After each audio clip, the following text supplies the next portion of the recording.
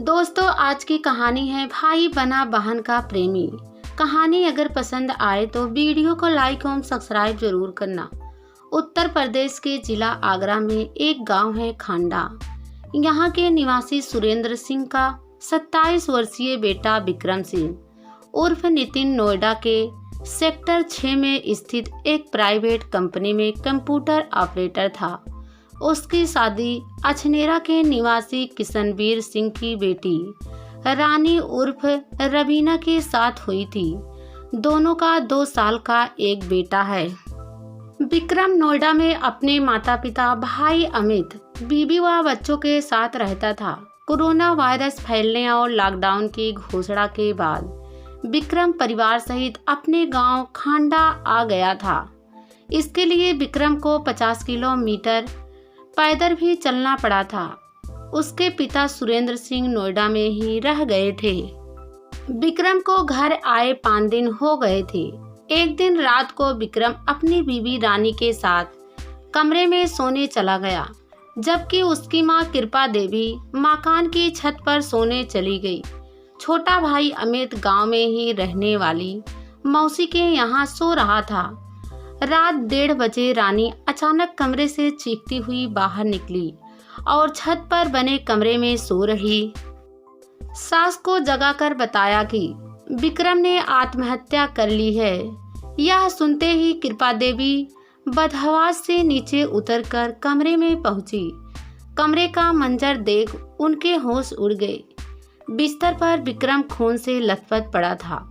उसकी गर्दन से खून निकल रहा था, जिससे तकिया व चादर खून से रंग गए थे। घटना की जानकारी मिलते ही मृतक का चचेरा भाई राजेश घटना स्थल पर पहुंच गया। विक्रम की मौत की जानकारी होते ही परिवार की महिलाओं में कोहराम मच गया। राजेश ने इस घटना की सूचना पुलिस को दे दी। सूचना मिलते ही थाना प्रभारी महेंद्र सिंह पुलिस टीम के साथ मौकाए वारदात पर पहुंच गए। तब तक सुबह हो चुकी थी। हत्या की जानकारी होते ही आस पड़ोस के लोग एकत्र हो गए थे। पूछताछ में मां कृपा देवी ने बताया, रात सभी ने हंसी खुशी खाना खाया था। उस समय विक्रम के चेहरे पर किसी प्रकार का कोई तनाव नहीं दिख रहा था, ना ही उसने किसी बात का जिक्र किया था। उसने अचानक आत्महत्या क्यों कर ली, समझ से परे है। सूचना मिलते ही सीओ अतुल सोनकर भी पहुंच गए। फोर्सिंग टीम भी बुला ली गई थी। मृतक की बीबी रानी से भी पूछताछ की गई। उसने बताया कि खाना खाने के बाद हम लोग कमरे में सो गए। रात में पति से झगड़ा हुआ था। हो सकता है उन्होंने गुस्से में गला काटकर आत्महत्या कर ली हो। मुझे तो आंखें खुलने पर घटना के बारे में पता चला।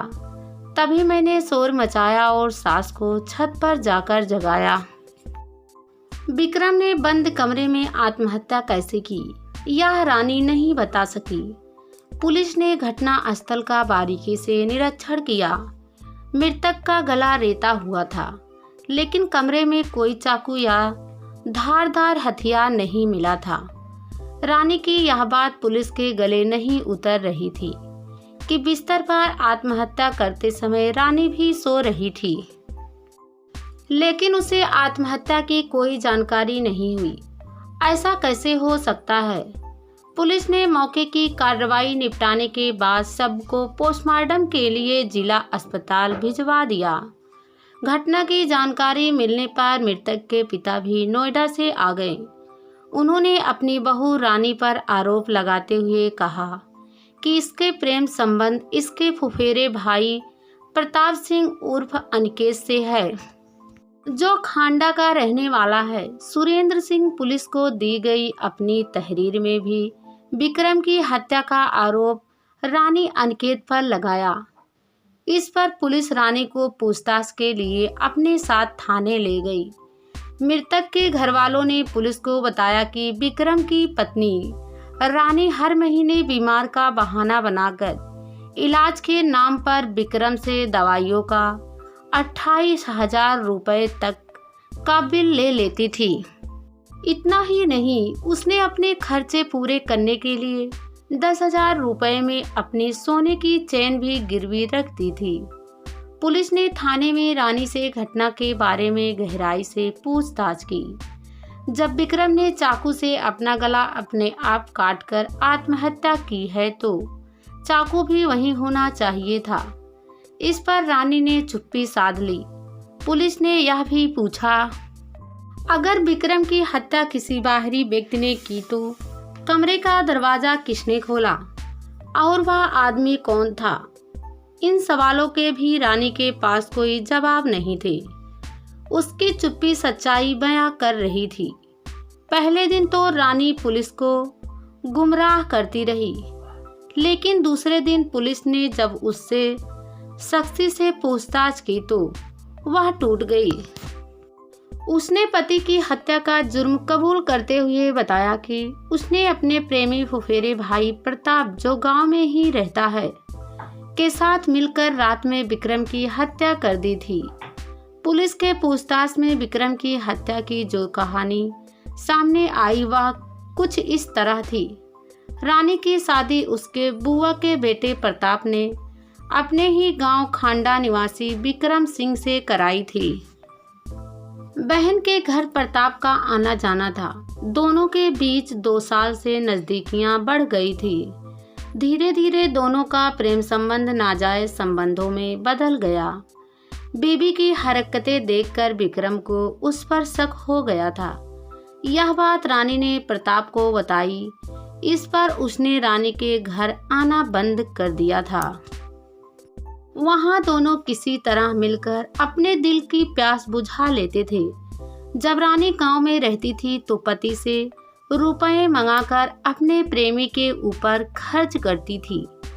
इसकी जानकारी होने पर विक्रम ने बीवी के मायके जाने पर रोक लगा दी थी। उसने रानी को समझाया भी, लेकिन रानी पर पति की बातों का कोई असर नहीं हुआ। इस पर विक्रम रानी को नोएडा में अपने साथ रखने लगा था। लॉकडाउन होने पर विक्रम परिवार सहित 5 दिन पहले गांव आया था। गांव आने पर रानी को पता चला कि प्रताप की शादी तय हो गई है। 2 दिन बाद उसकी बारात जाएगी। रानी को यह बात बहुत दुख पहुंचाई। वह चाहती थी कि प्रताप शादी ना करे। वह उसके बिना नहीं रह सकती। वह प्रताप से मिलना चाहती थी, जबकि विक्रम उसे घर से बाहर नहीं जाने दे रहा था। इस पर उसने मोबाइल पर प्रताप से बात की। इस बातचीत के दौरान मिलकर विक्रम की हत्या की योजना बनाई। योजना के मुताबिक रानी ने रात आलू की सब्जी में नींद की 8 गोलियां मिलाकर विक्रम को खिला दी। गोलियां प्रताप ने लाकर दी थी। रात करीब 1 बजे विक्रम की तबीयत खराब हुई।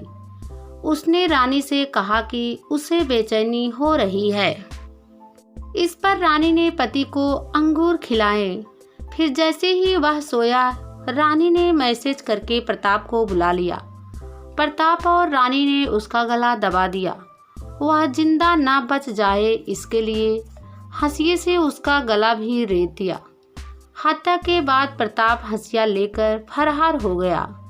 रानी और प्रताप की साजिश थी कि विक्रम की हत्या कर उसे आत्महत्या का रूप दे देंगे।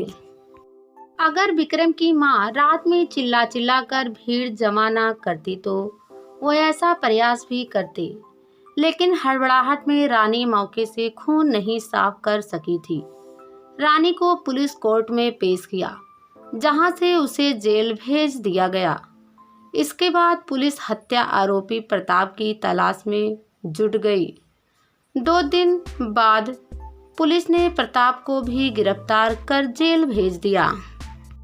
पुलिस ने उसकी निशानदेही पर हत्या में इस्तेमाल हंसिया भी बरामद कर लिया। रानी ने रिश्तों को कलंकित कर एक हंसते खेलते परिवार को उजाड़ दिया।